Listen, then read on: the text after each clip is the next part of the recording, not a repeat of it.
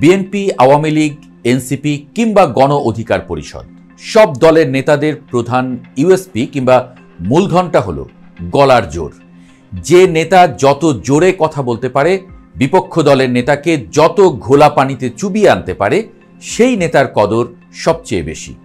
গত কয়েক বছরে ব্যতিক্রম বলতে ছিল জামায়াত। পরিমিত কথা, ট্যাকটিক্যাল রাজনীতি সবকিছুই বর্তমান দলটির মধ্যে। কিন্তু দলটির নায়েবে আমির হঠাৎ হুঙ্কার ছেড়ে বলে উঠলেন, সোজা আঙুলে যদি ঘি না ওঠে তাহলে আঙুল বাঁকা করা হবে, কিন্তু ঘি আমাদের লাগবেই, নো হাঙ্কি পাঙ্কি। উদ্দেশ্য করে তাহের বললেন, আমরা আপনাদের চালাকি বুঝি, আপনাদের চালাকির ভিত্তিতেই দাবি আদায়ের পন্থাও আমরা আবিষ্কার করব। আমরা এখনো নিয়মতান্ত্রিক পন্থায় আন্দোলনে আছি, জাতীয় নির্বাচনের আগে গণভোট লাগবেই। এদিকে দলটির সেক্রেটারি অধ্যাপক মিয়া গোলাম পারওয়ার যেন এককাঠি সরেশ, বললেন 11 তারিখ পর্যন্ত আলটিমেটাম, না মানলে ঢাকার চিত্র ভিন্ন হবে। এরপরেই শোরগোল সামাজিক যোগাযোগ মাধ্যমে। প্রশ্ন উঠেছে, হঠাৎ আঙুল বাঁকা করতে হচ্ছে কেন তাহেরদের? হঠাৎ এমন হার্ড লাইনে কেন যাচ্ছে জামায়াতে ইসলামী? হার্ড লাইনে যাওয়ার নেপথ্য রহস্য ও ইউটার্ন।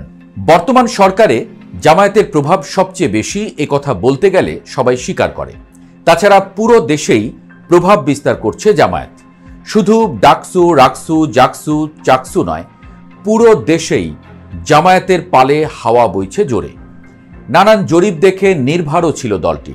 স্মার্ট রাজনীতি করে আধুনিক মনা মানুষদেরও সমীহ আদায় করেছে দলটি। এক পর্যায়ে চাঙ্গা হয়ে ফেব্রুয়ারিতেই নির্বাচন হোক এমন দাবি তুলেছে তারা। যদিও আগে নির্বাচন পেছানোর পক্ষেই ছিল দলটি, কিন্তু হঠাৎ আবার গণভোটের দাবিতে বড় অনড় অবস্থানে চলে গেছে জামায়াত। বলছে আগে গণভোট, পরে জাতীয় নির্বাচন। বিশ্লেষকরা বলছেন, জামায়াতের এই আকস্মিক ইউটার্ন এবং আঙুল বাঁকার চরম হুঁশিয়ারির পেছনে লুকিয়ে আছে আসলে রাজনৈতিক অনিবার্যতা এবং স্থায়ী ক্ষমতার নিশ্চয়তার তুখোর রাজনীতি। তারা বুঝেছে, অন্তর্বর্তী সরকারের অধীনে তাদের সাংগঠনিক স্বাধীনতা নিশ্চিত হলেও সাংবিধানিক কাঠামো অপরিবর্তিত থাকলে তাদের রাজনৈতিক ভবিষ্যৎ সর্বদা হুমকির মুখে থাকবে।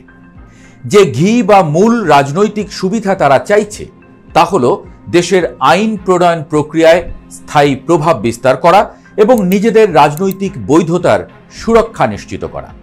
সোজা পথে সেই সুরক্ষা নিশ্চিত হচ্ছে না বলেই এখন দরকার হয়েছে 11ই নভেম্বরের আলটিমেটাম বা আঙুল বাঁকা করা। এই দিনটি সেই বাঁকা আঙুলকে মুষ্টিবদ্ধ করার চূড়ান্ত কৌশল, যার মাধ্যমে তারা সরকারকে স্পষ্ট বার্তা দিচ্ছে, স্থিতিশীলতা চাইলে তাদের দাবি মানতে হবে।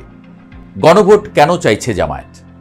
জামায়াতের গণভোটের দাবিটি একটি সুচিন্তিত মহাকৌশল, যা তাদের দীর্ঘমেয়াদী রাজনৈতিক লক্ষ্য পূরণের প্রধান চাবিকাঠি।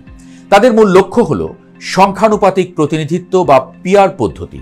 বর্তমানে দেশে যে আঞ্চলিক পদ্ধতি চালু আছে তাতে জামায়াতের মতো সুসংগঠিত কিন্তু সংখ্যায় কম ভোট পাওয়া দলগুলোর পক্ষে আসন জেতা কঠিন।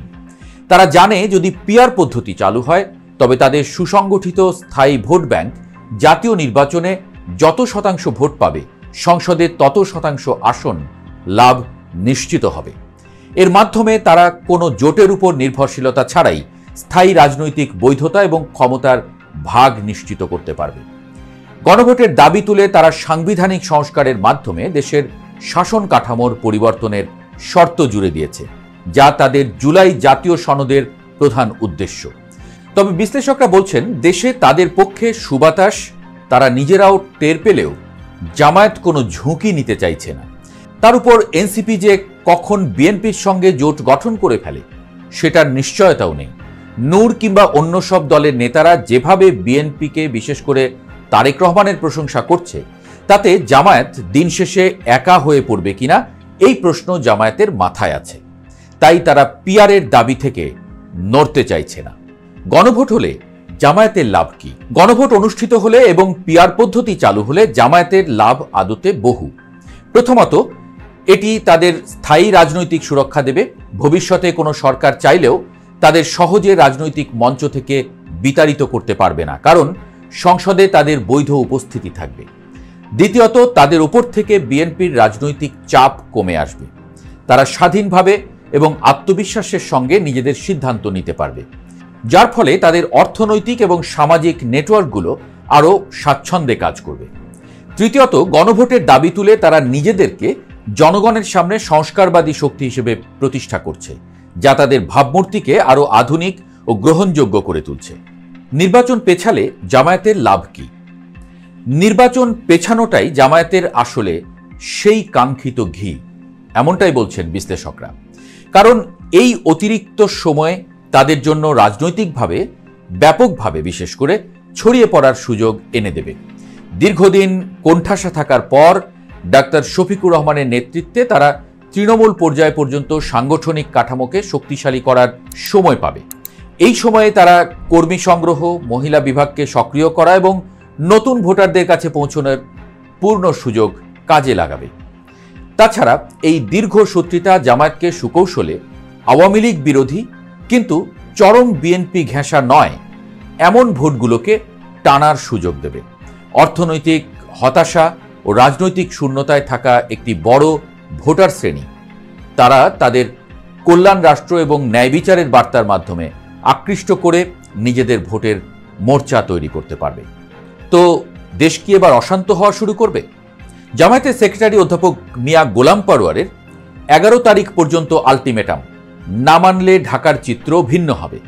এই হুঁশিয়ারি স্পষ্ট ইঙ্গিত দিচ্ছে যে রাজনৈতিক সমাধান না হলে দেশে এবার অশান্তি শুরু হবেই। ইসলামী 8 দলের এই জোটবদ্ধ শক্তি জানিয়ে দিয়েছে 11ই নভেম্বরের মধ্যে আদেশ না হলে ঢাকায় জনস্রোত নামানো হবে। এই জনস্রোত সরকারের জন্য একটি কঠিন চ্যালেঞ্জ। যদি সরকার কঠোর অবস্থানে যায় তবে গণ অভ্যুত্থানের পর সৃষ্ট স্থিতিশীলতাকে ভেঙে দিয়ে দেশকে আবারও গভীর সংঘাতের দিকে ঠেলে দেবে। জামায়াত এখন বাঁকা আঙুলকে সংঘাতের অস্ত্র হিসেবে ব্যবহার করতে প্রস্তুত। বিএনপি দলীয় প্রার্থীদের মনোনয়ন দেওয়া প্রায় শেষ করেছে। যদিও তারেক রহমান এখনও লন্ডনে, তবে জামায়াতের শর্ত মেনে সাংবিধানিক সংস্কারের পথে হাঁটার বিষয়ে তাদের উপর চরম চাপ বাড়ছে। এনসিপি মনোনয়ন ফর্ম ছেড়েছে, যা প্রমাণ করে ছোট দলগুলো নিজস্ব শক্তি প্রদর্শনে নামছে। সরকার আসলে কোন খেলা খেলছে? জামায়াতের এই চরম আপোষহীন অবস্থানের মোকাবেলায় অন্তর্বর্তী সরকার এখন চরম সংকটে। অনেকে বলছেন সরকার সহজ পথ অর্থাৎ দ্রুত নির্বাচন ঘোষণা বাদ দিয়ে কেন জটিলতার দিকে ঝুঁকছে তা রহস্যজনক। সরকারের এই সিদ্ধান্তহীনতা এবং জামায়াতের দাবিকে সরাসরি প্রত্যাখ্যান না করার প্রবণতা থেকেই জামায়াত নেতারা বলছেন, আমরা আপনাদের চালাকি বুঝি। এই চালাকি সম্ভবত নির্বাচনকে যথাসম্ভব অনিশ্চিত গন্তব্যের দিকে নিয়ে যাওয়ার চেষ্টা। কিন্তু এই চালাকি দেশকে অগ্নিগর্ভ পরিস্থিতির দিকে ঠেলে দিচ্ছে। যদি 11ই নভেম্বরের মধ্যে রাজনৈতিক আলোচনার মাধ্যমে নির্বাচনকালীন সরকারের রূপ নিয়ে কোনো সমঝোতা না হয়, তবে সরকার নিজেই এক চরম সংঘাতের মুখোমুখি হতে পারে। আবার বিপক্ষ মত আছে। অনেকে বলছেন সরকারই আসলে জামায়াত কার্ড খেলে নির্বাচন পিছিয়ে দিতে চাইছে। যা হোক, আসছে শীতে যে খেলা জমে ক্ষীর হতে যাচ্ছে সে বিষয়ে সন্দেহ বোধহয় নেই আপাতত কারো। তবে তাতে যেন